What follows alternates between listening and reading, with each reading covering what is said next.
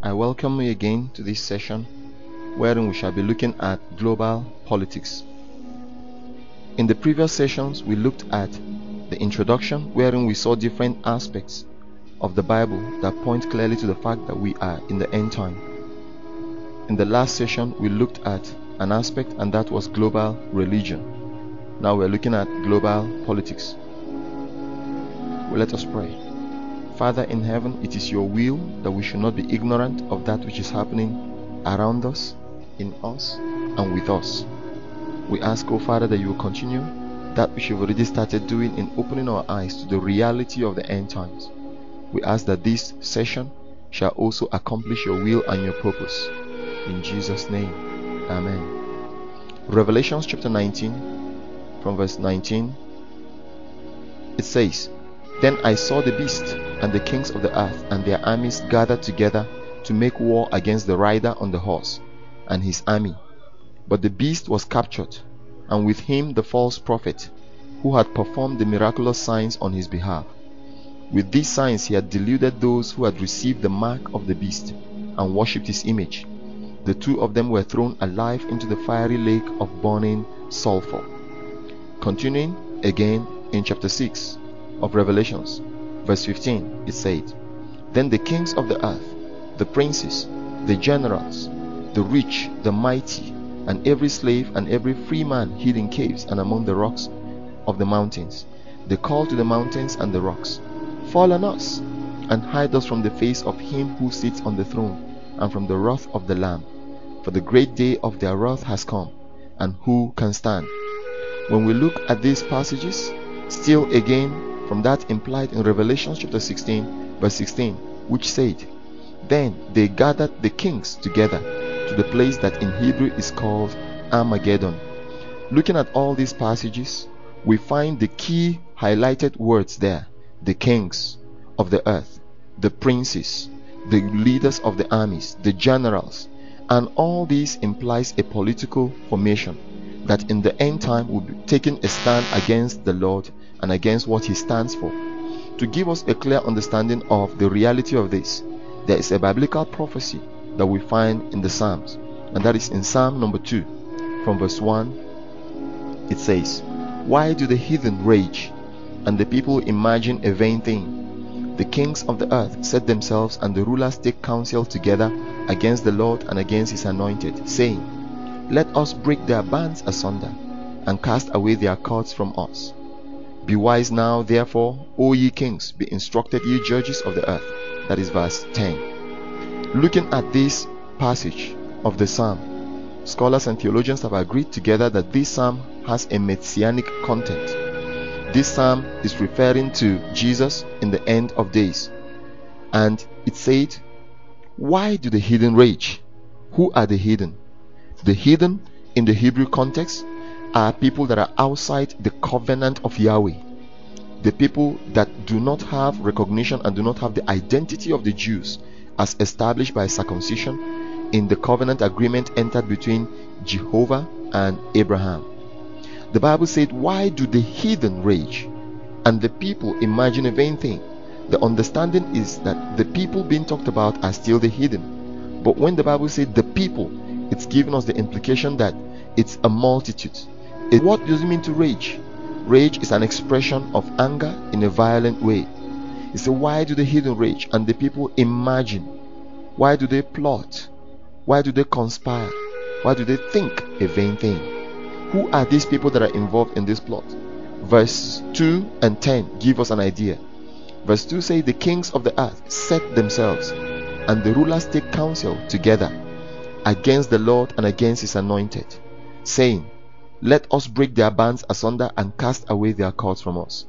The second lesson we pick from there is the motive of this gathering. The kings of the earth set themselves, put themselves, appoint themselves, arrange themselves, and the rulers take counsel against the Lord and against his anointed. Again, we see this passage going hand in hand with the understanding we had in Luke chapter 19, where they sent a message after the Lord saying, This man will not be our king. Here again they are taking counsel against the Lord and against his anointed. The Lord has gone, as we have it today. He has ascended, he has gone to heaven. Who are they showing this rage unto? It's to the anointed, to the followers of the Lord. Who are the people involved in taking this counsel? Verse 2 give us the names: the kings of the earth, the rulers of the earth, and verse 10 included the judges of the earth. In democracy, as taught in the high schools, the three arms of democracy are supposed to be the executive arm, the legislative arm, the judiciary arm. If we translate it to the Bible language, if we use Nigeria for instance, who is the head of the executive? That is the president or the presidency. The legislative, we're talking about the houses of assembly and representatives. The judiciary, these are the judges, just as we also have in Nigeria. So if we translate these to the Bible language, we can say the executive in Nigeria could also be spoken of in the Bible as the kings. Those that the Bible refers to as the rulers are also what here we know as the legislative, for they make the rules and they sanction the rules. Then the judiciary, as we know them in democracy, is what the Bible calls the judges. So looking at Psalm number 2, we see a presentation of an arrangement, a system of government that will take a stand against the Lord and against his anointed. In talking about democracy, it has been said, the United States democratic reform, they said the country's laws are written by the legislative branch, approved by the President of the United States, and subject to interpretation by the judicial branch. Clearly in this particular statement, we see that the three arms are brought out, and these three arms were x-rayed in Psalm number 2. So Psalm number 2, though written hundreds of years before our time, written millennia before our time, clearly portrayed a system of government that the devil is going to take advantage of, and which will be used to mobilize the people to take a stand against the Lord and against his anointed. We laid a foundation in the previous study wherein we looked at Nimrod and what he started in Genesis chapter 11, wherein he gathered the whole world together as one. If you recall, we said in Genesis chapter 10 verse 9, in describing Nimrod, he was a mighty hunter before the Lord. That is why it is said like Nimrod, a mighty hunter before the Lord. And verse 10 said the first centers of his kingdom were Babylon, Erech, Akkad, Calneh, and Shinar. So the Bible implied clearly in verse 10 that Nimrod had a kingdom. He established a kingdom, implying that he was a ruler. In gathering the whole world together as one, as implied in Genesis chapter 11, he was also gathering them under one political system. And that is what we need to understand clearly in knowing the end times. Because in understanding global trends, we have said that right from that time, though God scattered the languages, God did not scatter the ideas. So we find in different cultures all over the world the establishment of the fact that there was a time that the world was under the authority of a single ruler. And since then, the mystery cult have been existing, passing themselves through generations, establishing themselves among the power brokers of the world, with the aim that a time will come they will still be able to gather the whole world together under one single leadership, as illustrated by this symbol, wherein you have the pyramid, the uncompleted pyramid representing the Tower of Babel, and then you have the eye, you have the single point that is supposed to cap it at the top, represented by the eye or the sun, which they clearly say that is going to be the man that will eventually hold the allegiance of the people of the world. In the last study, we saw the meaning of the obelisk, which we said is a hidden symbol for the worship of the sun god Amun-Ra in Egypt. We saw it being used in Babylon, as here in this picture, and then we traced it also being one of those obelisks that was taken from the land of Egypt and taken to Rome, which was placed at St. Peter's Square right in the courtyard, just as illustrated here as seen in the picture. For us to understand the issue of global politics, we will still find another obelisk which we are going to trace and find it being relevant within the global political platform, but we will find that later in the study. So for us to understand global politics in terms of the things that are happening, global trends, we need to first of all understand the democratization of the nations, understanding that democracy has been a tool prophesied in the Bible to be a platform, a system of government that will be used to mobilize the people of the world against the Lord and against His anointed. The second thing we'll need to understand in this presentation will be the Middle East situation, because the Middle East is going to be a political catalyst for what will eventually lead to a crescendo in the end time. Then the last thing we'll also understand today will be the United Nations, the role of the United Nations, the situation, the policies, and the role of the United Nations. Starting with that of democracy.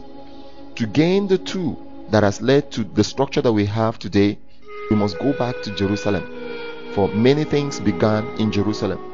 Jerusalem is symbolic to God in many things, and especially in eschatological teachings. In 1 Kings chapter 7, beginning to read at verse 13, when Solomon was about to build the temple, we read that King Solomon sent to Tyre and brought Huram, whose mother was a widow from the tribe of Naphtali, and whose father was a man of Tyre and a craftsman in bronze. Huram was highly skilled and experienced in all kinds of bronze work.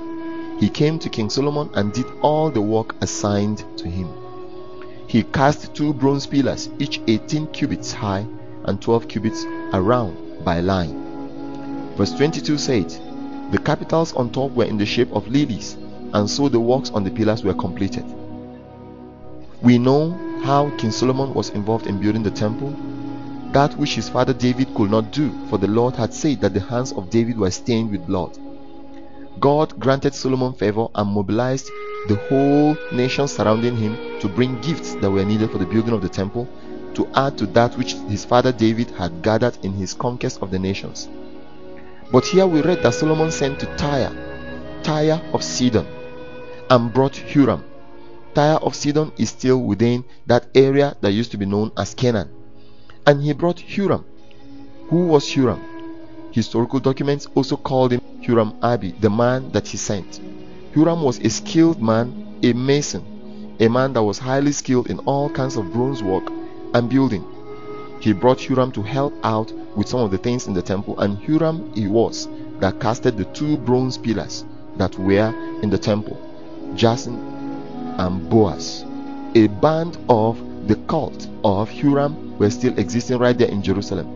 And with this we'll understand what the Bible meant in the book of Ezekiel, when Ezekiel said that the Lord took him into the temple and showed him a few people who were facing the east and were bowing down to the sun, though they were temple workers, but they were bowing down to the sun god.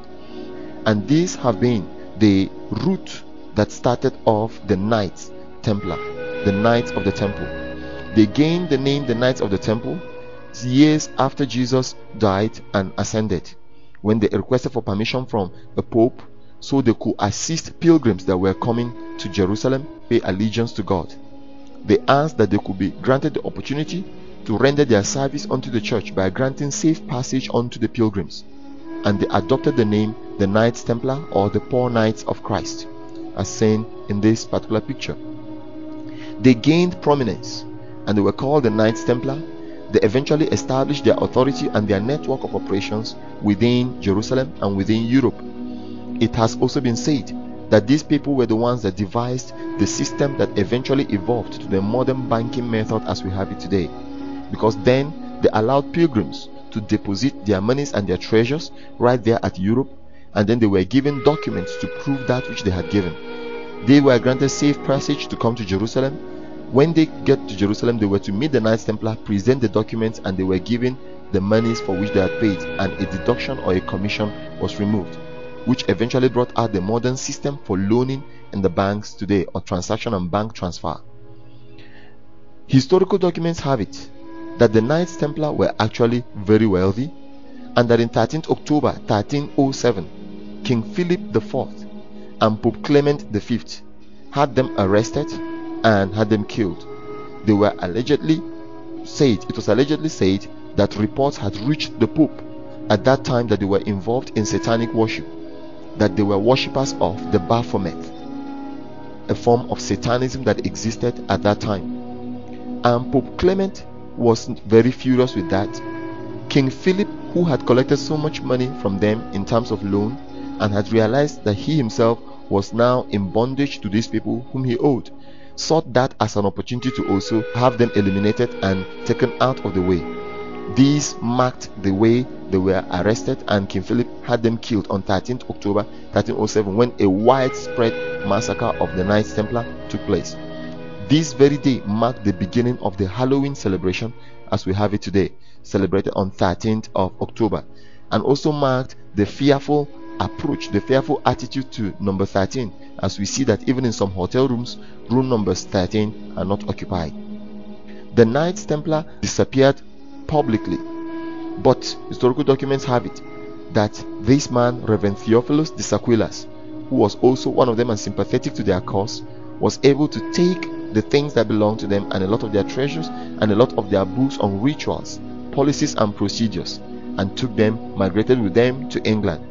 Right there in England, where he was serving in the courtyard of St. Paul's Church in England, Reverend Theophilus de Saquilas, who was the curate at St. Paul's Church, right there in the vestry with some other people who had escaped the widespread manslaughter, there they changed the name and adopted a new one called the Freemasons.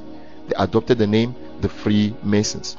Looking at the two words that make up that compound word, the Freemasons, we find free and mason. Free, that is freedom, liberty, while mason is a builder, somebody that is building. If we pause a little bit, we now remember Freemasons. Was there a time that man sought to be free to build what he wanted to build? The only time we have a reference of such in the Bible was at the time of the Tower of Babel in Genesis chapter 11. So the Freemasons eventually took off in England, and England became the grand center, the grand headquarters of the Freemasons, where the Grand Lodge was established. So today, though we find the lodges of the Freemasons all over the world where they are operating, first of all, we can always trace their allegiance to the authority of the headquarters in London. And secondly, we also find them having a claim, and that is why many of them have been able to infiltrate the church, for they claim that King Solomon started it, in the sense that King Solomon was the one that brought in Hiram Abi and granted him access to the things of the temple. And that is why, as you see in this picture, in the Grand Lodge of Egypt, the two pillars which mark every Masonic temple, they always put the two pillars, just as we also had them at the front of the Temple of Solomon. So any Grand Lodge, any lodge we have all over the world, as in this particular certificate that gave freedom of authority for the lodge in Egypt, it said, the United Grand Lodge of Free and Accepted Masons of England, to all whom it may concern. This is to certify that the bearer, who has signed his name in the margin, was regularly appointed the District Grand Standard Bearer of the District Grand Lodge of Egypt and the Sudan on the 29th day of March, and then the year was given with their own symbol, and in 1946. In testimony whereof we have subscribed our names at Cairo on the 29th day of March 1946. But we can see that the certificate itself is coming from the United Grand Lodge of the Free and Accepted Masons of England. Today we find the Masons in the church. They are within the Orthodox churches, they are within the mainline churches, you find them within the Anglican Church, you find them within the Roman Catholic Church, as seen in this particular picture, where a Roman Catholic cardinal is taking a photo with two members of the Freemasons after a Masonic meeting. Here we find the regalia of the Freemasons. We find a man adorned with this regalia, and of course when we look at the bag-like regalia, we can see the symbol of the sun god right there at the front. George Ragheb Idris of Egypt, we find him in his full cloth of the Freemasons, his full regalia, his full uniform. Here again we find him presented an apprentice who is being initiated. For somebody that is coming in to join, is first of all known as apprentice. Here he has a noose around his neck, and he has a sharp thing being made threateningly to pierce his heart, in order for him to take the oath of secrecy, the oath of keeping and abiding by the terms of the Freemasons. The Freemason, in terms of its operation, has clearly proved itself to be a cult, just as we see that it has its own esoteric aspects which are not open to the general public. The Freemason, as we have as shown in this particular place, in the Masonic pyramid, they claim that it is a para-Christian organization, but they claim that the worship is for the grand architect of the universe. And who is the grand architect of the universe? Here we see the 13 levels of the Freemasons, which starts at the bottom with Catholic and Protestant liberalism, British Israelism, Pro-Masons, the Blue Lodge, the White Masonry, the York Rite, the Scottish Rite, Communism, the Grand Orient, Bernard B. Rite, the 300 level, the 33 level, and the 13 level. And we can also see that those who have reached up to the level of the Grand Orient, going up to the level of the 13, could also qualify to come into an inner organization that is within the Freemasons called the Illuminati. This we shall see subsequently. The Freemasons operate in terms of the 13 levels, but they have 33 degrees of membership, 33 degrees of ascension in terms of membership. And it starts at the bottom with the entered apprentice, the fellow craft, the master mason, the secret master, the perfect master, the intimate secretary, the personal grand judge, the intendant of the builder, going right up to the time until we find the sovereign grand inspector general, which is the 33rd rank of the Freemasons. And the fearful thing is that we have people who are in all these within the church. Tracing within the Freemasons, this is the symbol of the Freemasons, the two main logo of the Freemasons, and that is the compass and the square. These are instruments of building as we know them in our world today. Still trying to trace and knowing how democratization has become a reality in our world today, we must understand how these people had a strong influence on the United States of America. In the 15th century, the explorer Christopher Columbus went out in search of new lands and eventually came into the new land. So many nations at that time wanted to go in to colonize this new great land, and efforts that were made, attempts, competition with rivalry, eventually Britain was able to colonize this new land. And as we see here, the British colonies expanded beyond those ones that we had known before in some other parts of the world. America and North America, including Canada, were now included. But the British that were going in to colonize America, from the historical documents on the ground, they didn't just go without those things that were also known about them in London and in England. So the Freemasons had a very good opportunity to establish their presence very early in the United States. And eventually the cult that was started up in that particular place took up this logo, just as you find it here, which we are going to explain in this particular teaching. In this photo we find, as presented by the Daily News, 19th of September 1993 in the Associated Press. It was titled "The Capitol Cornerstone Turns 200. Here we find Senator Strom Thurmond spreading cement on a reproduction of the United States Capitol cornerstone during a ceremony on a Saturday marking the laying of the stone 200 years ago. But when we look at the picture, we find the Capitol building behind it, and we find these people that are laying the foundation stone. But when you look at the stone clearly, you'll find, though it's been blocked by one of the arms of these poles, we find the symbol of the Freemasons, we find the compass and the square being put there clearly. And it has also been alleged that many of the presidents of the United States have always been running and prominent members of the Freemasons. Especially the first president, George Washington, was a member of the Freemasons. Just as you also find people have accused that in this picture here, the statue of George Washington was made to pose in the same way as that of the Baphomet, as you find on the right. George Washington here is in his regalia of the Freemasons. So the land that was founded was named the land of freedom, the land of liberty. This is good when we think of human rights. This is good when we think of equality. But we remember again that another kind of freedom was implied in Psalm number 2, wherein they said, "Let us cast their bands away from us, and let us turn their chains away from us." When the Bible told us about the kings, the rulers, and the judges that took counsel against the Lord and against his anointed. No wonder that in the hidden world, the goddess Liberta had been worshipped for liberty. Liberta had been worshipped for liberty, and then eventually this icon that is so prominent as you approach New York from the Ellis Island, you find the Statue of Liberty. The Statue of Liberty was set up August 28, 1886. But this Statue of Liberty was actually designed by the French sculptor Frederick Auguste Bartholdi. And in this stamp that was done to his honor, we can see below at the right side of the stamp, you find the symbol of the Freemasons, you find the compass and the square. Remember, we had talked about the obelisk, portraying it clearly as a hidden symbol. And here we find the obelisk here, that's with the Washington Monument, 555 feet high, built by Masons. And here we find as the Washington Monument, a wonderful relic. A man called Doc McKee had claimed that he was a member of the Freemasons, and that he had also risen to one of the inner societies that was also formed by the Freemasons called the Illuminati.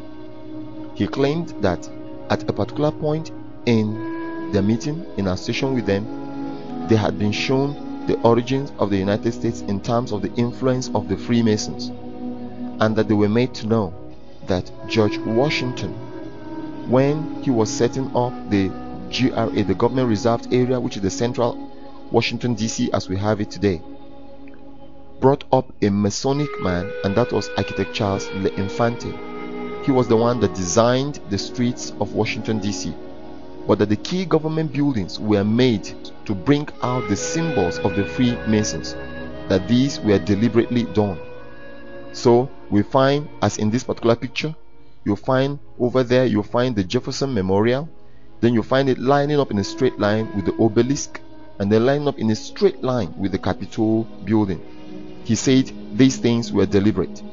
In the last teaching, we looked at the crescent moon and the star, the moon representing Diana and the star representing Lucifer among the Satanists.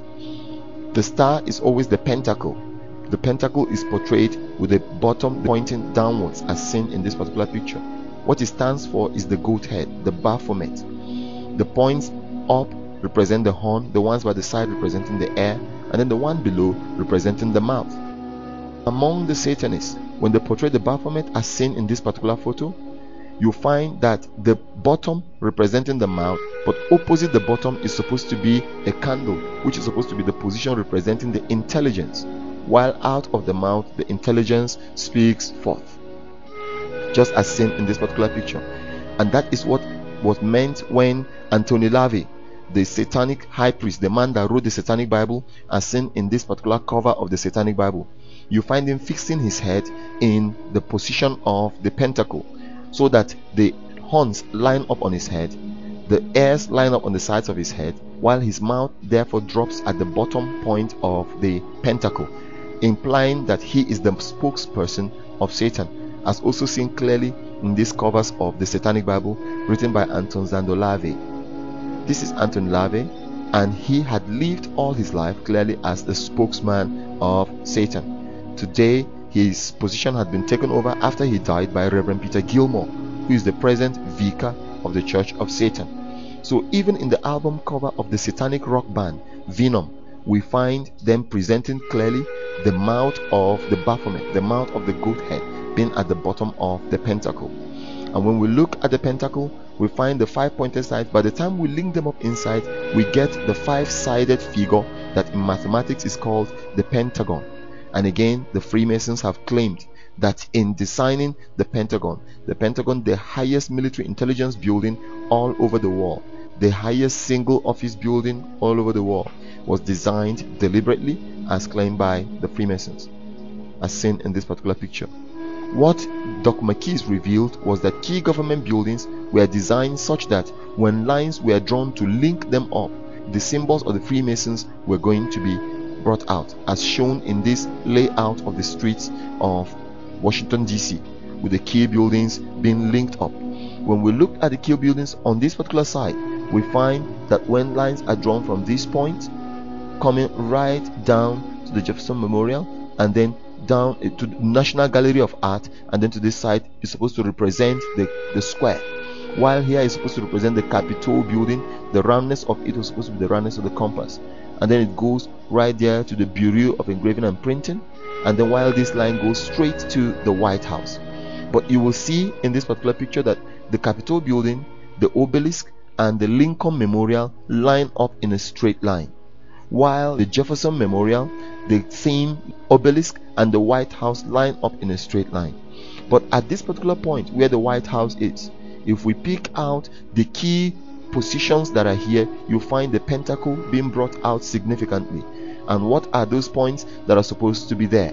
We find here the DuPont Circle, we find here the Logan Square, we find here the Mount Vernon Square, we find here the Washington Circle, while the place that is supposed to represent the bottom of the pentacle is the White House. But if we have seen the way the Baphomet is being presented among the Satanists, we also know that what is supposed to be above should be the position for the candle, just as the Freemasons have revered number 13 as a sacred number within the Freemasons, as a secret number within the Freemasons. We find that if we count 13 blocks from the White House upwards, we go 13 upwards, we will reach a point at this particular side which is supposed to be where the candle should be. And what building do we find there? We find the House of the Temple, the United States national headquarters of the Freemasons. This is the House of the Temple. And the House of the Temple, as we have it with this picture that you're seeing, that's the place where the Sphinx was put in the House of the Temple. It's implying that while the intelligence is coming from the House of the Temple, that the White House will also be the spokesperson. The House of the Temple was designed in the shape and the format of the mausoleum of the Halicarnassus, one of the 7 wonders of the ancient world, and that was the temple of the sun god as at that time. Documents have shown clearly of several United States presidents who had been active Masonists. George Washington was in 1753. From documents of the Freemasons, some of the presidents of the United States that have their own dates of serving within the Freemasons: James Monroe served as a Master Mason in 1776. George Washington served as a Master Mason in 1753. Andrew Jackson served as a Master Mason in 1800. James K. Polk served as a Master Mason in 1820. James Buchanan served as a Master Mason in 1817. Andrew Johnson served as a Master Mason in 1851. William McKinley served as a Master Mason in 1865. Theodore Roosevelt served as a Master Mason in 1901. William Taft served as a Master Mason in 1901. Warren Harding served as a Master Mason in 1920. Franklin Roosevelt served as a Master Mason in 1911. Harry Truman served as a Master Mason in 1909. Gerald Ford served as a Master Mason in 1951, and so are others whom we don't know for now. Benjamin Franklin, one of the notable figures in the United States, was also a Masonist. While the United States citizens were celebrating the freedom from the British colonization, the same year, within the same period, this secret cult was also established in the United States, the Illuminati. The Illuminati was established in 1776, and the Freemasons have claimed that since the 1776, when Illuminati was established, they have claimed that every 13 years, 13 being a sacred number for them, they have established and done one significant thing in the world. They have been behind a particular significant thing that had a global impact. And if we look at from 1776, apart from the fact that the Illuminati was established in 1776, Thomas Paine published the Common Sense, and the Declaration of Independence was done in 1776. The American Revolution, they've claimed they were behind it. 1789, 13 years later, we find the French Revolution, the adoption of the United States Constitution, and the Great Seal. We shall see the Great Seal later. 1802, Washington DC was incorporated, and we have seen how George Washington brought in architect Charles L'Infante to design the key government buildings in the like manner. We have also seen 1815, the Congress of Vienna ends the Napoleonic era. The Convention of Commerce and Navigation was established, and trade with England. The Battle of New Orleans also took place in that year. 1828, Belgium's independence in the Netherlands. The location of The Hague, the future International Court of Justice, was established by the United Nations Charter. 1843, Charles Dickens published A Christmas Carol. The first commercial Christmas card was published, the celebrating of the birth of the sun god. 1853, the Crimean War, Russia against France, Britain, Turkey, and Sardinia over the control of Jerusalem's holy places. We shall also see why today. 1867, Britain and North America Act. United Canada, Alaska was sold to the United States. Then the Society of the Rosicrucians was formed in England. The Rosicrucians works in sympathy with the Freemasons. It's the same organization. 1880, the Presidential Seal and the Coat of Arms was established. Then the Egyptian obelisk was transferred to New York as the Washington Monument, the beginning of the conquest of Africa by European powers. 1893, the Parliament of World Religions was founded. And if we recall in the last teaching, we knew that in 1893 the Parliament of World Religion set off the establishment of the Forum for the One World Religions platform, which eventually the meeting took place a century later in 1993. So here we are finding a link. Here the Freemasons claimed they were also behind it in 1893. In 1906, the bank panic provided excuse to establish the Federal Reserve, the National Education Association Incorporated. 1919, the Treaty of Versailles ended the First World War. The Paris Peace Conference was set up for plans for the CFR. Then the German Workers' Party, the Nazis, was founded. The Progressive Education Association, founded by John Dewey. In 1932, the Zionist 18th Congress established in Jewish Agency for Palestine. Then in 1945, 13 years later, we found the United Nations Charter, the Yalta Conference, the atomic bomb was dropped, the discovery of the Nag Hammadi Library. All these, they were behind it. Symbols are very, very critical, and we have seen the use of symbols in this place. In the Book of Magic, written by Frederick Goodman said, when an occult or esoteric symbol is made in any particular place, which is supposed to be used as a point of contact to manipulate or to harm, he said that once the symbol is made, it takes power on its own. He said the symbol will be more powerful if the victim sees the symbol but has no idea of what it means. He said the symbol will be most powerful if the victim is not even aware that such a symbol exists. And here we see clearly from the revelation of Dr. McKee that the key buildings of the United States in Washington, D.C. were lined up to promote the visions and the activities of the Freemasons. The Freemasons had a strong grip in the foundation and the establishment of the United States of America. The Illuminati that was established in 1776 adopted this for a symbol, and we find the uncompleted pyramid with the top also represented by the all-seeing eye, the all-seeing eye of Amun-Ra. Eventually this logo was picked, and you found this writing Annuit Septis Novus Ordo Seclorum. This is a Latin word meaning announcing the birth of the new world secular order. At the bottom of the pyramid we found those letters MD, CCL, XXVI. These in Roman numerals, M standing for 1,000, D for 500, CC for 100 each meaning 200, L for 50, XX for 1010 meaning 20, V for 5, I for 1. When you add up this figure, you have 1776, which stands for 1776, the same year the United States had its independence. So we know what this logo stands for, the logo of the Illuminati. And we are not surprised here in Nigeria that the fraternity of Ogboni picked the same logo, though they put two eyes, and they say, behold how good and pleasant it is for brethren to dwell together in unity. But in not being deceived, we know clearly that Ogboni operates as a cult. This clearly implies that Ogboni is a society to be dreaded. It was duly registered and issued a certificate of incorporation on 17 June 1943. The constitution of the Reformed Ogboni Fraternity Incorporated lists its aims and objectives as one, to associate for the promotion of the principles of the universal fatherhood of God, the all-seeing eye. But we know where the all-seeing eye is from. This is the all-seeing eye, the symbol of the Freemasons, which dates back to what happened in Genesis chapter 11. But the people, the members of Ogboni, have picked it as in objective number 1, the promotion of the principle of universal fatherhood of God, the all-seeing eye. We know clearly that it is not the same God we are talking about. And then the universal brotherhood of man, without any discrimination of race, color, creed, sex, religion, or political affiliation. The Reformed Ogboni fraternity is anything clean, holy, transparent, and honorable. It doesn't have anything to do with the use of fetish means. That's what they are saying, and that it has been the mode of events since that the fraternity was founded in 1914, the same year that Nigeria was amalgamated by an Anglican archdeacon, late Thomas Adeshina Jacobson Ogumbiyi.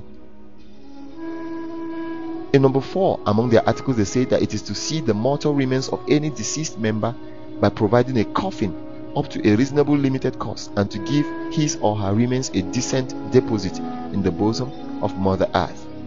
But we are not to be deceived in knowing clearly, especially knowing that the meaning of that statement, Annuit Septus Novus Ordo Seclorum, with the all-seeing eye on it, is announcing the birth of the new world order, an order without God, under the all-seeing eye of the Antichrist, as portrayed in this place.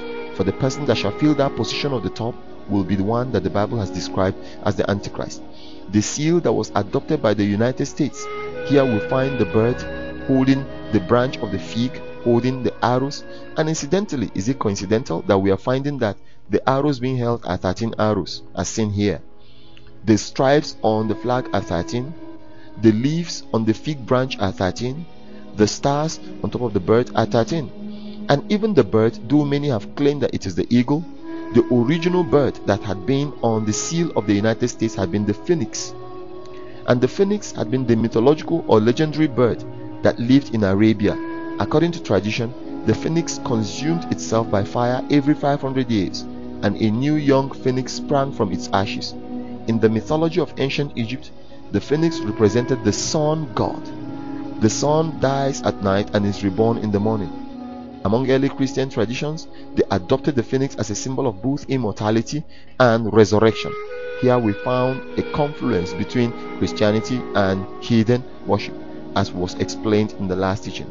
The mythical phoenix, therefore, had been the bird that was put there. It is therefore not with surprise that we found this badge, which is worn by the Masons, the Freemasons, with the 33 written on it. This is worn as a lapel in the pockets when they wear their full regalia of the Masons. So the phoenix had been the firebird of the Freemasons. Albert Pike here is seen wearing this. Albert Pike is one of the few people that have reached up to the 33 degree among the Freemasons. He wrote a book that is prominent for the operations of the Freemasons. Here, the Masons are spread all over the world. They have established their presence strongly among the political ranks within any country that they have interest in. As we see this man here giving a Masonic greeting, which appears to be as if he is adjusting his ties. They are all over the world, and even in Nigeria, readily identifiable footprints of this Kabbalah in craft Freemasonry. That was a book that was written by W. Chris Aniche Okorafor, the PD District Grand Master, the District Grand Lodge of Nigeria, under the Grand Lodge of Scotland. So they are also here in Nigeria. So why is it important to understand the role of the Freemasons in the origin of America? We need to understand so that we can gain an understanding of how they could take control of the resources of this great land to work for the democratization of the whole world. Democracy in itself has nothing wrong in it, but we remember that the Bible had warned us that the kings, the rulers, and the judges would take counsel against the Lord and his anointed. So the platform for the kings, the rulers, and the judges to operate had to be established, and America was going to play a huge role in it. The second aspect we said we needed to know was the situation of the Middle East. And to link up the Freemasons to the Middle East, a branch of the Freemasons is called the Ancient Noble Order of the Arabs of the Mystic Shrine. And you can find their symbol in this place. You can find the machete or the Arab sword, and then the head of a pharaoh. Then you find the crescent moon with a star, just as seen in this place. These are very wealthy Arabians, but they are members of the Freemasons. This is just a department or a branch of the Freemasons, as portrayed clearly in the uniform that is being worn by this man. As you can see on the top, the symbols of the Freemason, the compass and the square. These are members of this ancient mystical order, and they exist today. As at the 1980s, their population, their number, their membership had already reached more than 1 million, as had been said. Why is it important to understand what is happening in the Middle East? The Middle East is going to be a catalyst for the world politics. The Middle East keeps the world politics in balance. The Middle East is a major player in what happens in the political arena all over the world. Why is there so much tension in the Middle East? It is over one issue. Who was the true legitimate son of Abraham? Who was the rightful heir of Abraham? The Arabs say it is Ishmael. The Jews and many Christians say it is Isaac. Ishmael was the first child of Abraham as recorded in the Bible. But the biblical account gave clearly that God did not intend that through Hagar the heir should come. And later God came and fulfilled his promise to Abraham, and Sarah gave birth to Isaac. It was indicated clearly that God had shown preference to Isaac, and that through him the covenant people were going to be established. But Ishmael had been blessed. Ishmael was going to be a great man. The Bible has said in prophecy, and he shall be a wild donkey of a man, and his hand shall be against everybody, and everybody's hand shall be against him. To understand how Jerusalem eventually came to how it is today, Jesus made a prophecy and told the disciples that asked him what he felt about the beauty of the temple in Jerusalem, the temple of Herod. He told them a time was going to come when no one single block was going to rest on another in the temple. This was fulfilled in AD 70 when Emperor Titus came into Jerusalem and destroyed the entire building and threw out every block, especially when he was told about the gold that was hidden in the blocks, and he wanted everything broken down and melted so he could get the gold out. Then the Jews were scattered and went into diaspora all over the world. Since that time, there had not been in existence the nation of Israel. But we remember that God had also made a promise through the words of the prophet Amos that a time will come when the Lord shall return the children of Israel back to their land. And in his words he said, "And they shall be brought back to the land where no man shall uproot them again." The Zionist movement started gradually within the 20th century, and on 14th May 1948, the United Nations eventually accorded for the establishment of the Jewish nation.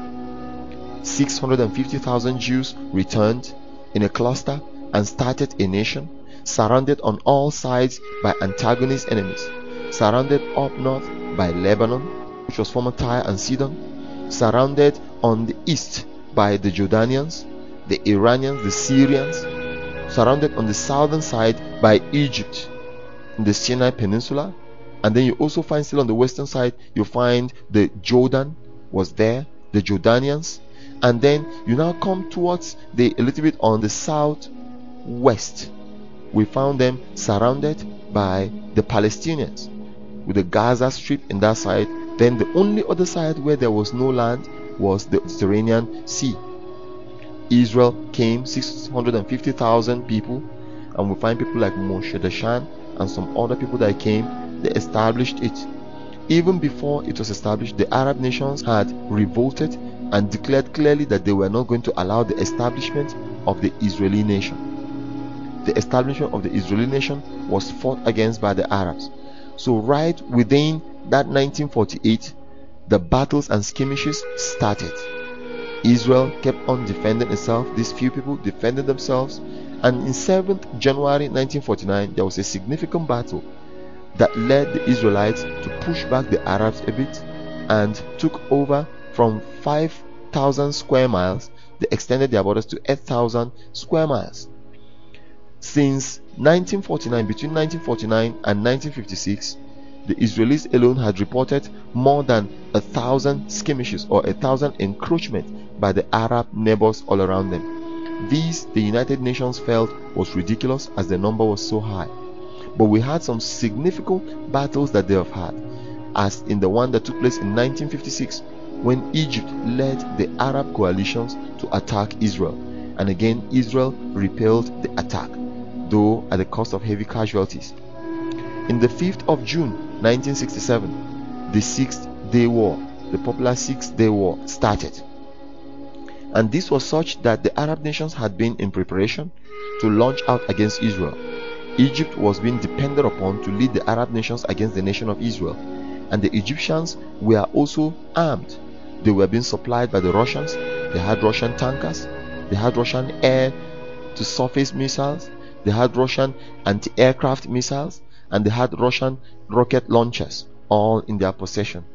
The Russians were equipping them, and to maintain the balance of power, America was also there. It presented its own self in support of Israel.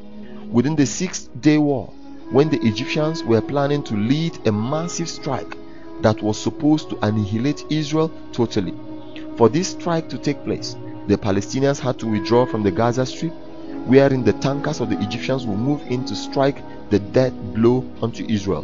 The Palestinians that were living with the Israelis left their neighbors, left their homes, left things, and withdrew to allow the Arab neighbors led by Egypt to come in to destroy Israel. Unfortunately, the Israelis struck first, and when the Israeli planes flew low below the radar of Egypt and bombed all the planes of the Egyptians that were right there on the tarmac, Egyptian Air Force was destroyed in a few hours.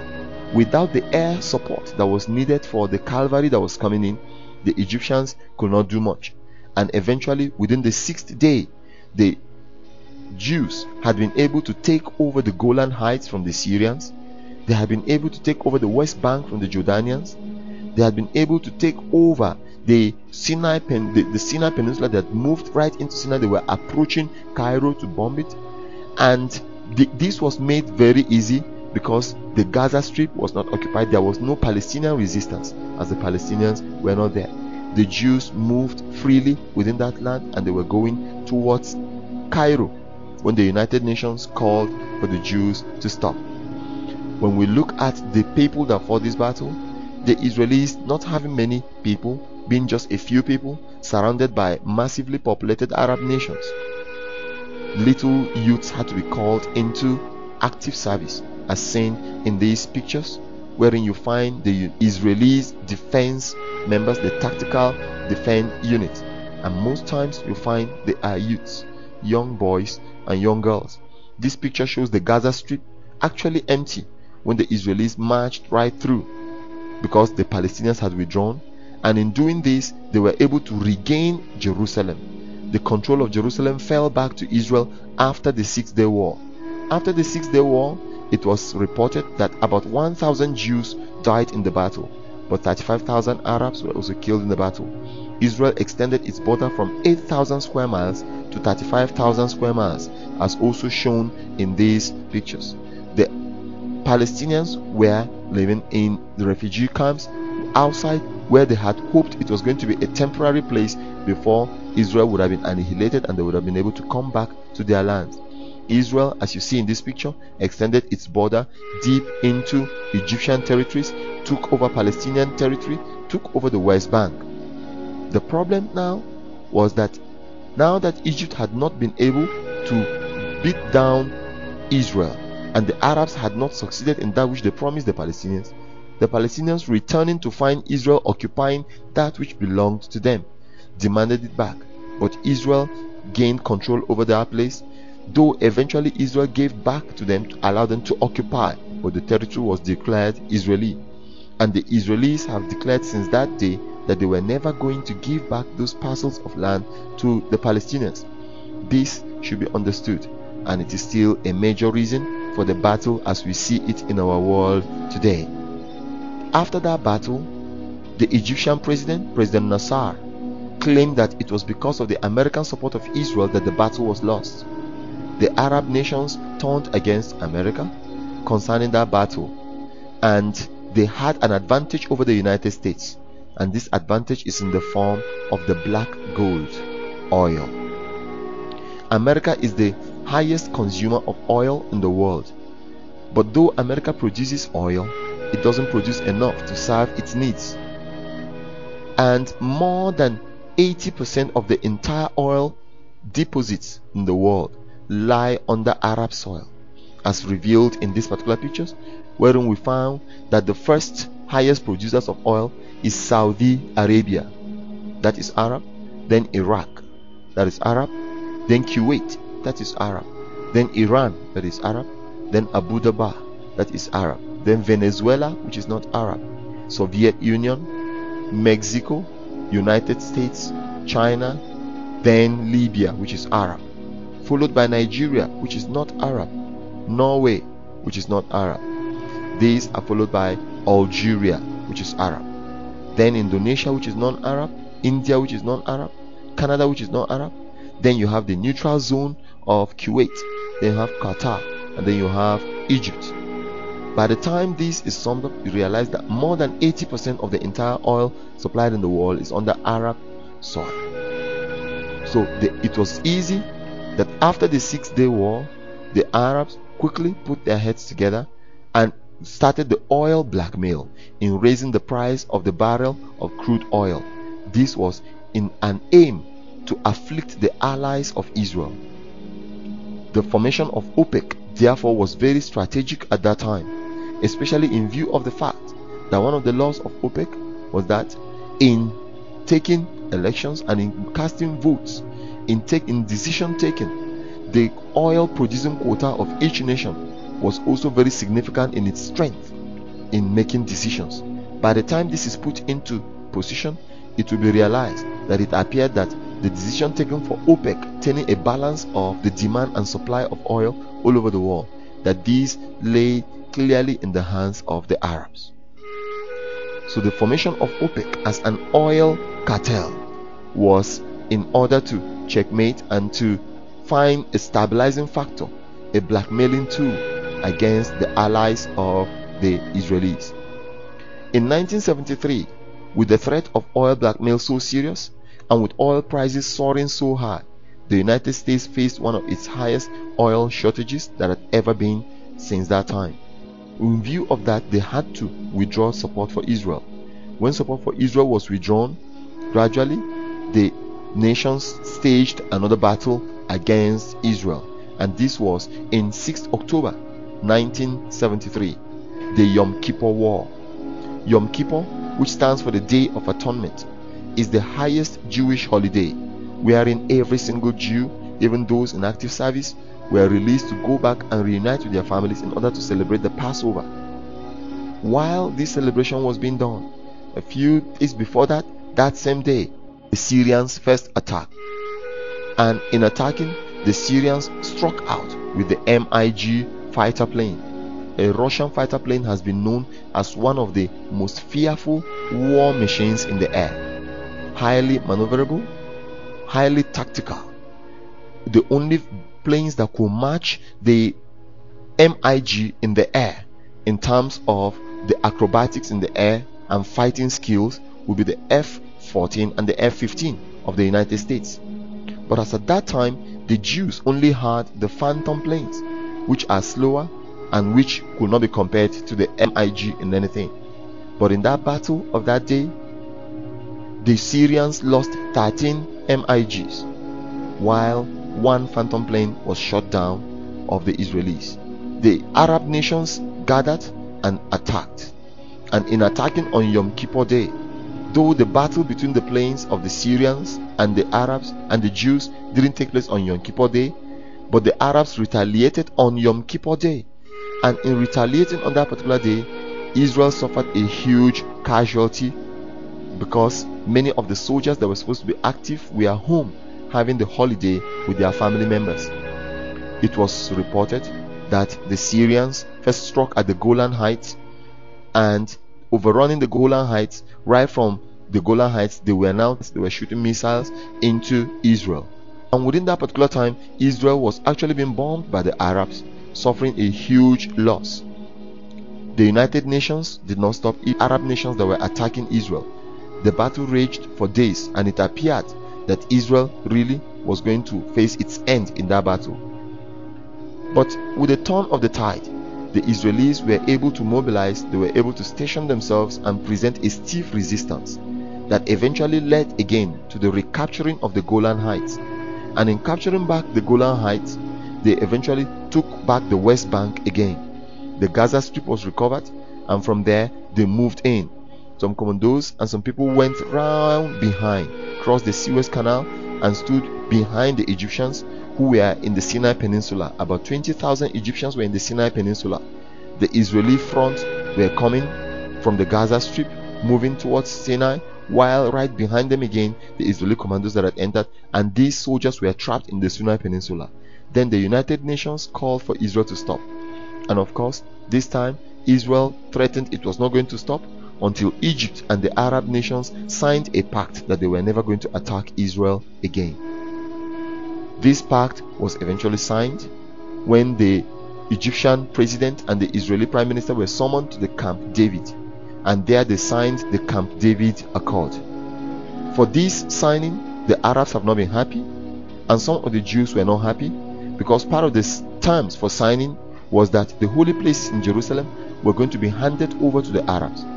So the Temple Mount site was handed over to the Arabs so they could have access to the Mosque of Omar and to the Dome of the Rock. These the Israelis conceded. Secondly, they also conceded to hand over the Sinai Peninsula to the Arabs and allow the soldiers who were trapped therein to have access back home. This again the Israelis conceded. And this stirred up anger among some fundamentalist Jews who also retaliated by assassination attempts. Among the Arabs, Anwar al-Sadat, the president of Egypt, was not lucky, because eventually, after the signing of the Camp David Accord, with the hatred that had been stirred up, eventually the assassin succeeded in 1980 when he was assassinated for that. This picture showing the assassination, the two bodyguards turned their guns on the president and they shot him to death. But not before Egypt had signed the Camp David Accord, implying that Egypt was not going to be involved in fighting Israel or leading the Arab nations against Israel again. The Arab nations therefore now have a problem. If Egypt was not going to be there to lead in the battle against Israel, and the Arab nations themselves knew that fighting against Israel on their own one-on-one grounds, they didn't have the hope for victory. And this now gave birth to the terrorist movements as we have them today in the world, the terrorist statics. The formation of the PLO and the leader of the PLO, Arafat, the late leader of the PLO, who went all over the world and showed the plight of the Palestinian people, gained sympathy for the Palestinian people, which also portrayed Israel in bad light as being unnecessary captors, as being unnecessary domineering, as being racist in taking over the Palestinian territories. But with the efforts of the PLO, the Israeli and Zionist movement was getting more established, because a frontal attack against Israel was not going to be sustained. A man like Ayatollah Khomeini of Iran in the background was also stirring up bad cynicism against Israel. This man had made a statement earlier that there are three things that God created by mistake. He said, one, the mosquito; two, the housefly. He said these two things were created by mistake, for they serve no purpose and are not useful to anybody, that anybody that sees them should kill them. But the third thing he said God created by mistake is the Jew. And just as we kill the mosquito and the housefly, he said that anywhere the Jew is seen, they should be killed. So based on this, we now understand what happens today when the suicide bombers could take over a bus, as in this one in the picture, and kill everybody inside, the students that were being taken to school. It is with this that we understand the motive behind some of the terrorist movements, as that which was done by the Al-Qaeda, as we see of the World Trade Center. And today it has put many of the Muslim nations in a very bad publicity. Because of that, Saddam Hussein, Iran and Iraq had been having a long-standing war, but coming out of it, Saddam Hussein had taken a clear stand against Israel that made him a potential threat. So when the nations also heard about the development of biological weapons, it was therefore without any reluctance that the Americans swooped into Iraq immediately. Today in Iran, we also find that the president of Iran had said clearly that Israel should be taken out of the roadmap. Israel should not exist. The declaration of the non-existence of Israel and the non-recognition of Israel as a nation are all attempts for the Muslim nations to convey their desire for the Jews not to be. It is therefore not surprising, as we find in these particular pictures, children being taught right from early ages to hate the Jews and to hate Zionism. Here they are shooting the flags of Israel. Here the Palestinian youths are demanding for an end to racism in Palestine, for in their own understanding, the presence of Israel within Palestinian territories is racism. Here we find little children with guns, AK-47 rifles, and being taught on how to kill the Jews using every opportunity and every moment they have. It's also the basis for the formation of many of the terrorist groups and the terrorist cells as we have them in the world today. These are little children, and they have been taught to hate the Jews at all times and in all places. for them hating the Jews is progress. And this little child, the gun was been placed before him, because as part of the act of dedication of the child, he is also dedicated that he shall serve actively in promoting the cause of the Palestinians and in fighting the Jews. We find young girls being trained as suicide bombers, young boys being trained as suicide bombers, the different terrorist arms, the Mujahideen, the Al-Qaeda, the Hezbollah, all, and even the Hamas. We find that terrorism became the only tool to be able to fight against the Israelis, as we see today in these pictures. Having had a little understanding of what is going on in the Middle East, we now have to understand what the United Nations stand for, before we now see how the three of them create the platform for the trends of global politics today in the end time. The United Nations was established by the charter that was made in 1945, and the United Nations is sitting on a huge parcel of land in New York that was donated by the Rockefeller family, and the Rockefeller family were clear members of the Freemasons, as have been known. The United Nations building still stands on that place today. The United Nations is the highest platform that organizes the national leadership of every single nation in the whole world. It doesn't have a visible leader, but has a Secretary General, and many have believed that one day the visible leader is going to arise. The two main purposes of the United Nations is peace and security, ensuring the peace and security all over the world.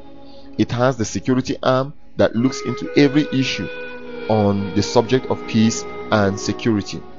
The United Nations has three main buildings: the main administrative block, the meditation room, and the conference hall. And it is not surprising that we talked under global religion and showed how the Ark of Gaia has been placed in the meditation room of the United Nations. Daniel warned us concerning the implications of this.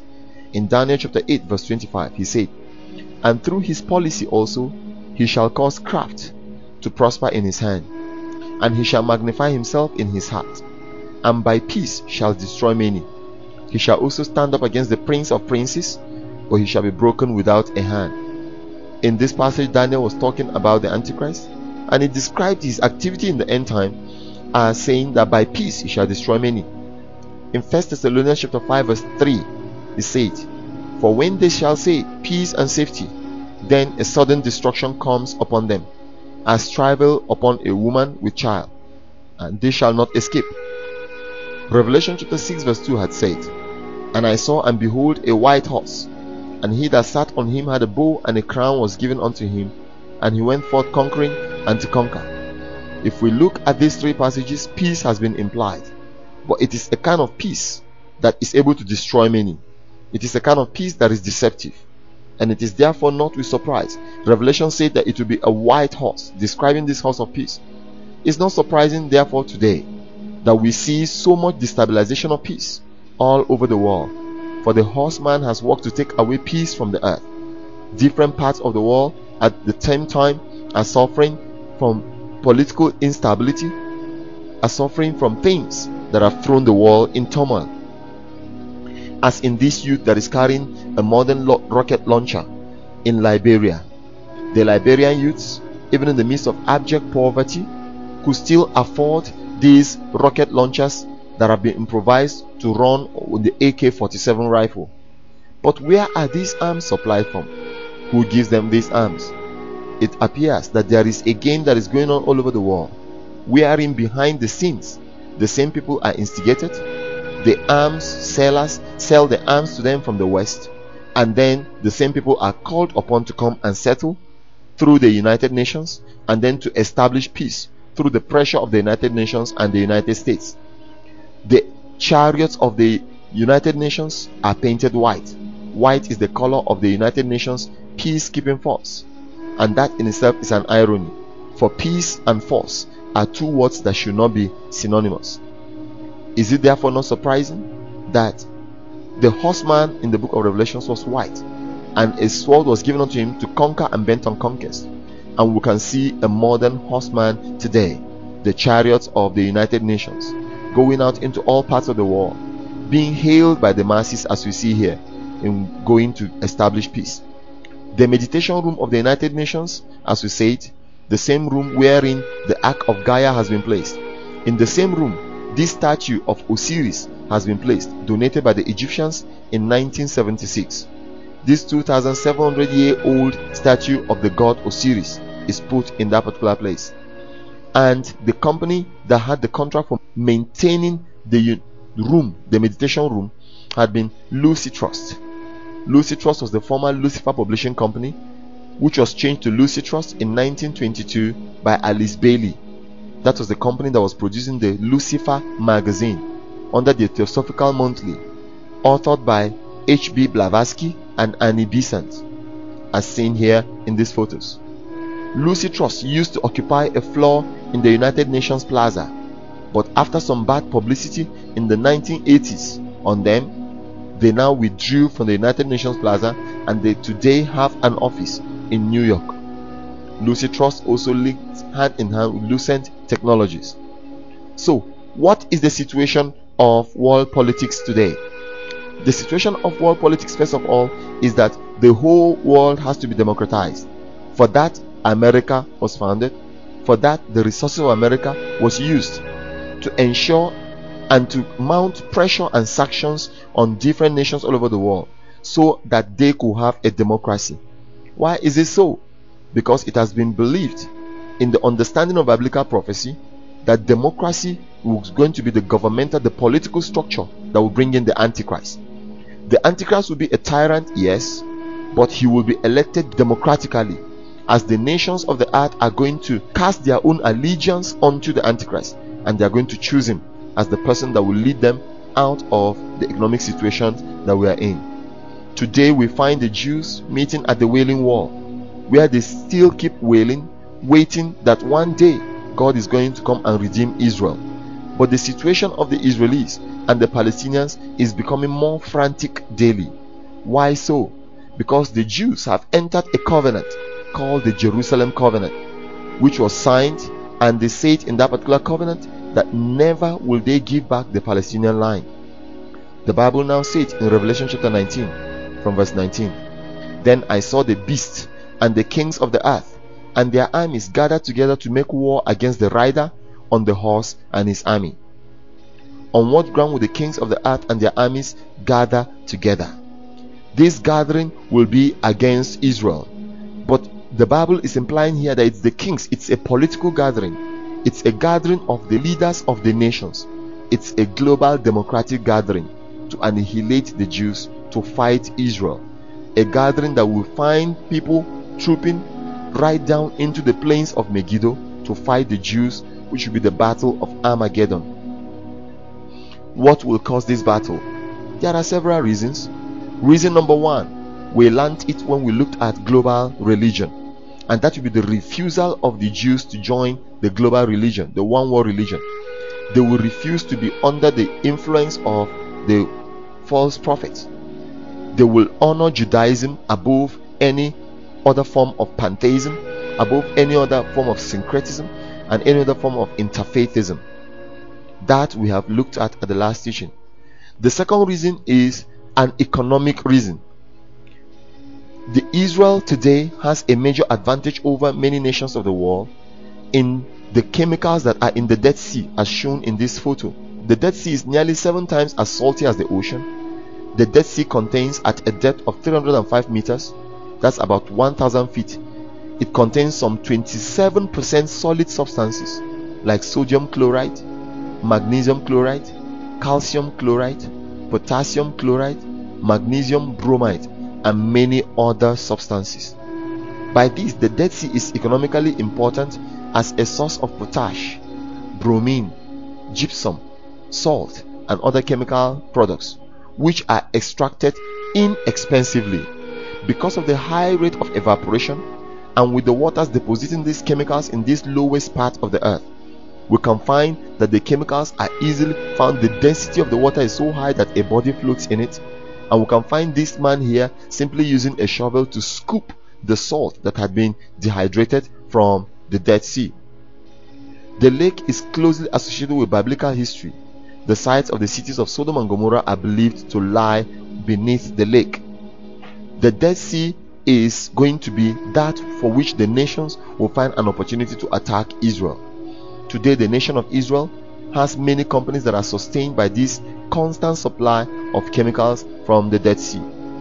The second reason why Israel will be attacked will be the oil blackmail. How will this come to be? For the oil blackmail to be, we must all recognize that the Arabs operate under Islam as an ummah. Islam is an ummah. It is a brotherhood. As a brotherhood, Islam is still the platform that has the highest potential for cooperation even among all the nations. It is easier for the Islamic nations to rally together as one than for the Christian nations to rally together as one. The oil blackmail will be such that we are noticing today that trade activities are shifting from the United States and moving to the Asian triangle. Trade activities have moved to the manufacturing companies that are moving into China, Japan, South Korea, India, and other parts of Asia, Russia, Belarus, and parts like that. Why so? Because of the cheap labor and because of the movement of money from the European banks to sponsor these activities in these sectors. So the factories in the world today that will have more dire need of oil are shifting to the Asian triangle. These people need the oil.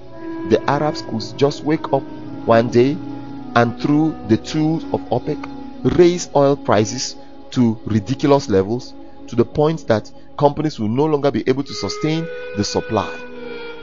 When this is done, they could give an ultimatum declaring that Israel should withdraw from Palestine, or the Arab oils will not be sold to any nation. This, when they happen, is going to stir up a national outcry against Israel, which has already started by the Arab nations and by presidents like that of Iran.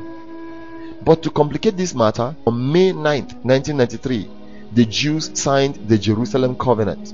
And by this covenant, they said, never would the Jews be alive to hand over the land of Israel again to any other nation. And they signed it under that which was stated in the Psalms, Psalm 137 verse 5. If I forget you, O Jerusalem, may my right hand forget its skills. May my tongue cling to the roof of my mouth. If I do not remember you, if I do not consider Jerusalem my highest joy. So we already have the ingredients. We already have the prelude to World War III. And the question everybody is asking is, will it begin in the Middle East? Ezekiel had warned in chapter 38 concerning this last battle from verse 1. The word of the Lord came to me, Son of man, set your face against Gog of the land of Magog, the chief prince of Meshech and Tubal. Prophesy against him and say, this is what the sovereign Lord says. I am against you, O Gog, chief prince of Meshech and Tubal. I will bring you around, put hooks in your mouth, and bring you out with your whole army, your horses, your horsemen, fully armed, and a great horde, with large and small shields, all of them brandishing their swords. Persia, Cush, and Put will be with them, all with shields and helmets. Also Gomer with all its troops, and Beth Togarmah from the far north with all its troops, the many nations with you. These nations have been identified. Gomer is the area of Europe, Switzerland, France. Magog is still the area of the Netherlands, Poland, Austria, Hungary, Romania, Belarus, Ukraine. Gog, Rosh, Tubal, Meshech is the area of Russia, Azerbaijan, and Tarshish is the area of United Kingdom. Togarmah is the area of Armenia, Turkey. Then we have already identified the Persians, Put, the areas of Ethiopia, and that is northern Africa. And all these will be gathering together against Israel. The word of the Lord came to me, Son of man, set your face against Gog of the land of Magog, the chief priest, and prophesy to him. This we have already seen concerning that which the Bible has said is going to be. He said, this is what will happen in that day when Gog attacks the land of Israel. My hot anger will be aroused, declares the sovereign Lord. In my zeal and fiery wrath, I declare that at that time there shall be a great earthquake in the land of Israel. The fish of the sea, the birds of the air, the beasts of the field, every creature that moves along the ground, and all the people on the face of the earth will tremble at my presence. The mountains will overturn, the cliffs will crumble, and every wall will fall to the ground. I will summon a sword against Gog on all my mountains, declares the sovereign Lord. Every man's sword will be against his brother. I will execute judgment upon him with plague and bloodshed. I will pour down torrents of rain, hailstones, and burning sulfur on him, and on his troops, and on the many nations with him. And so I will show my greatness and my holiness, and I will make myself known in the sight of many nations. Then they will know that I am the Lord. This is in Ezekiel chapter 38 from verse 18. In 39 he continued from verse 1. Son of man, prophesy against Gog and say, this is what the sovereign Lord says, I am against you, O Gog, chief prince of Meshech and Tubal. I will turn you around and drag you along. I will bring you from the far north and send you against the mountains of Israel. Then I will strike your bow from your left hand and make your arrows drop from your right hand. On the mountains of Israel you will fall, and all your troops and the nations with you. I will give you as food to all kinds of carrion birds and to the wild animals. You will fall in the open field, for I have spoken, declares the sovereign Lord. I will send fire on Magog and on those who live in safety in the coastlands, and they will know that I am God. And where will this battle take place? Verse 11 explains, on that day I will give Gog a burial place in Israel, in the valley of those who travel east towards the sea. It will block the way of travelers, because Gog and all his hordes will be buried there. So it will be called the valley of Hamon Gog. For 7 months the house of Israel will be burying them in order to cleanse the land. What is the Bible talking about? Armageddon. Armageddon comes from the Ha Megiddo. Ha means mountain. So in between the mountains of Megiddo, implying that we are talking about the plains of Megiddo. And this area till today, we find that it's an open area, and it's the only area that grants access unto Israel without people going through the mountains in the north and without going through the sea. This is the only place where a cavalry could be set, where the tankers could move in, where infantrymen will be able to gain access to the nation of Israel. So the Bible had warned about this battle. With the three aspects that we have looked at, how will this be possible? The nations are going to be democratized, and if we look at the world today, America has fulfilled its work. Most of the nations are democratized, and that is why America must also lose relevance in world politics, so that the United Nations will take over.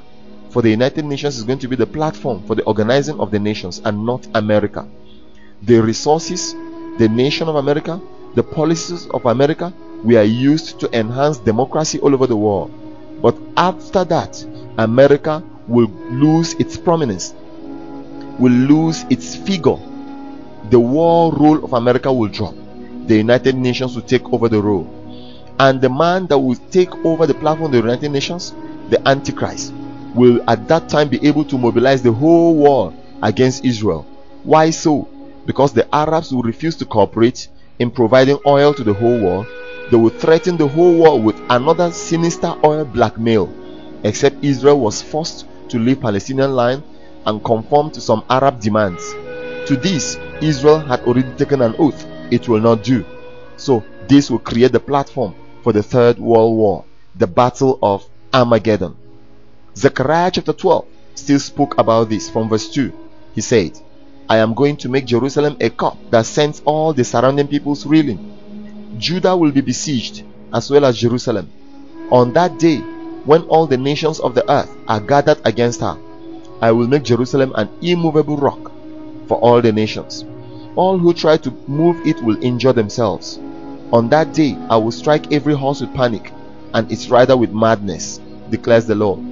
I will keep a watchful eye over the house of Judah, but I will blind all the horses of the nations. Then the leaders of Judah will say in their heart, the people of Jerusalem are strong, because the Lord Almighty is their God. On that day, I will make the leaders of Judah like a fire pot in a wood pile, like a flaming torch among sheaves. They will consume right and left all the surrounding peoples, but Jerusalem will remain intact in her place. This battle against Jerusalem will end up in the nations being defeated, but not by the hand of a man, but by Jesus, the Lamb of God, the King of Kings and the Lord of Lords, descending from heaven. Why so? Because if we understand this teaching, the relevance it has to the believers is that before the Antichrist will be revealed, before the nations are organized under the allegiance of the Antichrist, the rapture would have taken place. When the rapture takes place, the Antichrist is going to be able to come and bring peace into Israel and the Middle East. He will be able to call the Jews and the Arabs to a roundtable conference wherein there will be terms for peace. This peace formula will be tried for 7 years. But in the midst of the 7 years, in the middle of the 7 years, he is going to violate the temple. The Jews are going to pull out of the peace conference and hold on again to their terms before the peace agreement. This will force the Arabs to blackmail the world again with oil and make some other demands. And then the nations will clearly see the Jews and Jerusalem as being the cause of global crisis. And the nations will gather together to solve that problem once and for all. That will be the end of the 3.5 years after the Great Tribulation. And just when they are about to exterminate Jerusalem, the Lord will come. For Zechariah said in the same passage, verse 7, the Lord will save the dwellings of Judah first, so that the honor of the house of David and of Jerusalem's inhabitants may not be greater than that of Judah. On that day, the Lord will shield those who live in Jerusalem, so that the feeblest among them will be like David, and the house of David will be like God, like the angel of the Lord going before them.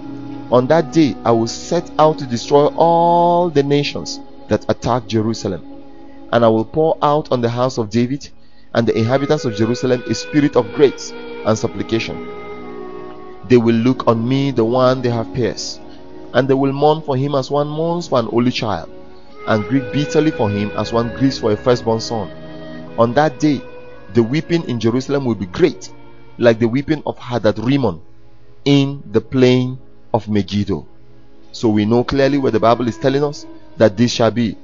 How will the armies be destroyed? Revelations explained in chapter 19 from verse 11. I saw heaven standing open, and there before me was a white horse, whose rider is called Faithful and True. With justice he judges and makes war. His eyes are like blazing fire, and on his head are many crowns. He had a name written on him that no one knows but himself. He is dressed in a robe dipped in blood, and his name is the Word of God. The armies of heaven were following him, riding on white horses and dressed in fine linen, white and clean. Out of his mouth comes a sharp sword, with which to strike down the nations. He will rule them with an iron scepter. He treads the winepress of the fury of the wrath of God Almighty. On his robe and on his thigh he had his name written, King of Kings and Lord of Lords. This will be fulfilled at the battle of Armageddon, when the Lord will descend. And when he comes, the Jews have always been expecting that the Messiah will come.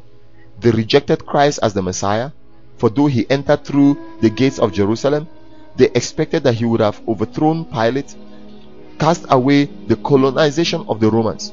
But Jesus did not do that. They rejected him as Messiah. And because the Arabs also knew that the Jews have this hope, the gates, the golden gates, wherein the Jews are expecting that one day the Messiah will walk through and take his place on Mount Zion, this same gate has been blocked. This same gate has been covered with stones, sealed with cement, so that the King of Kings will not be able to go through. But the fulfillment of this passage will come out.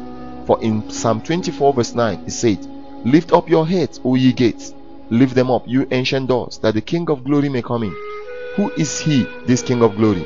The Lord Almighty. He is the King of glory. The Bible says eventually Jesus will reign on Mount Zion, and many nations and powerful nations will come to Jerusalem to seek the Lord Almighty and to entreat him. This is what the Lord Almighty says. In those days, 10 men from all languages and nations will take firm hold of one Jew by the hem of his robe and say, Let us go with you, because we have heard that God is with you. This is recorded in Zechariah chapter 8 from verse 22. In Revelations again, he said, And I saw an angel coming down out of heaven, having the key to the abyss, and holding in his hand a great chain. He seized the dragon, that ancient serpent who is the devil, or Satan, and bound him for 1,000 years. He threw him into the abyss and locked and sealed it over him, to keep him from deceiving the nations anymore until the 1,000 years were ended. After that he must be set free for a short time. I saw thrones on which were seated those who had been given authority to judge, and I saw the souls of those who had been beheaded because of their testimony for Jesus and because of the word of God. They had not worshipped the beast nor his image, and had not received his mark on their foreheads or their hands.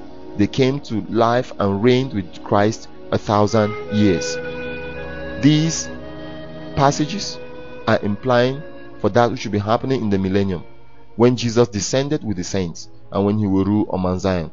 So if we follow this teaching clearly, then the understanding right now is that, knowing that these are already set, the nations of the earth have been democratized, America has fulfilled its role, and with what we're already seeing around, the fall of America, the disappearance of America as a world superpower, we're already witnessing evidences of it even today.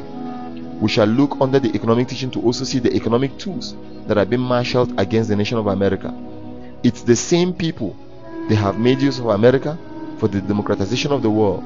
It is the same people, they have stirred up the crisis in the Middle East to stir it up to a proportion, to a frenzy, until it gets to a point that no other person can handle it, and at the right time they introduce the Antichrist, who will be their last card, who will be the man for the hour, who will be the man for the people, the man for the nations. But just before his prominence is revealed, the rapture will take place, and those who have faith in Christ, those whose robes have been washed by the blood of the Lamb, are going to be taken out of the world. They are going to meet with the Lord in the air. They are going to be delivered from this world. Then will the clock start ticking for 7 years. 7 years within which the world will face judgments, the bowl judgments, the trumpet judgments, the vials that the Lord will release, which will still harden the hearts of people. 7 years within which, in the middle of it, after 3.5 years, Israel will again become the problem for the nations. 7 years within which, the second half of the 7 years, the 3.5 years, the nations of the earth will face a great tribulation. The Jews will face a great tribulation, because then the war will be divided. Those who are for the Antichrist and those who are not. And those who are for him will show their allegiance by taking the mark that the Bible has told us, we shall be seen more when we look at global commerce. Then the nations of the earth will gather against Israel, and the Lord will miraculously come and deliver Israel. The question we should be asking ourselves, therefore, at this time, in view of the fact that all these things have happened and that things are ready to this proportion, the question is, if the rapture takes place today, are we ready? The aim of this teaching is not just to bring out complicated political analysis as the one we have done, but to be able to stir up within us the passion and the zeal to keep our robes white and to ensure that our heads lack no oil, so that when the trumpet sounds, we shall indeed not be found wanting. May this be our portion, that we shall have the inheritance of the saints, that we shall not miss it, that we shall be among those who have an inheritance, among those who are sanctified. This is our calling. This should be our mission on earth. This, we pray, should be our testimony eventually when everything is folded. This I also pray for those who are listening and watching this presentation. In Jesus' name, amen.